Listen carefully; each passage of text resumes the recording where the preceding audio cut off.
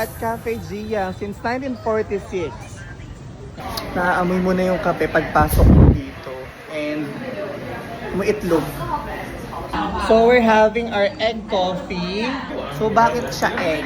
Kasi way back 1940s, nagkaroon ng shortage ng asukal. So they try alternative. Sinubukan nila kung maganda bang alternative yung egg. And hanggang ngayon, yung famous siya dito sa Vietnam. Hanggang ngayon, mabenta siya. Sarap. Malalasahan mo pa rin yung itlog. Okay naman, masarap siya for me. Iba't ibang lahi nandito. Sobra lagi siyang punuan siya.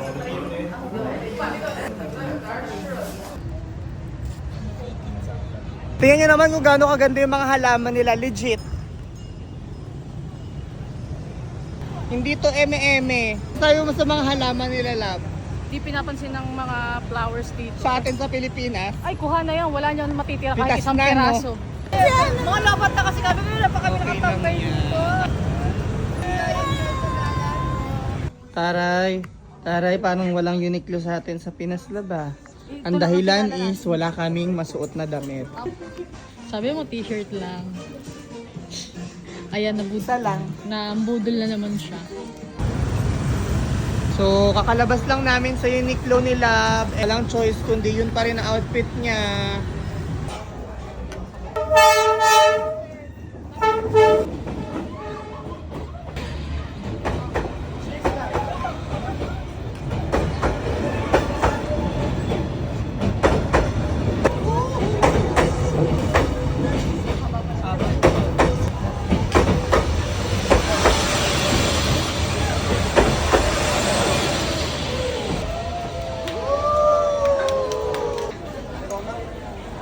So ayan, ang merienda namin nila slash hapunan.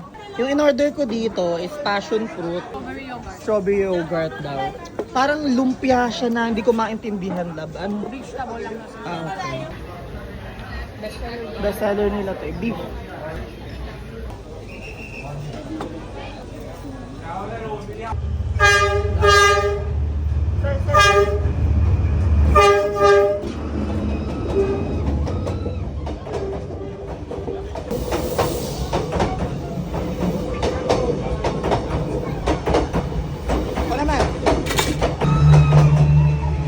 Diba, grabe yung ginagawa sa kanila dito, lab. Wala naman sila ginagawang masama.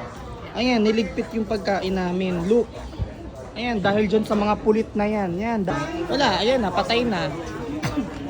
Yun yung sistema dito. Kaya siya maliliit yung bangko. Maliit yung space, tas mabilis alisin. Yun talaga yung ano. Come on. Thank you.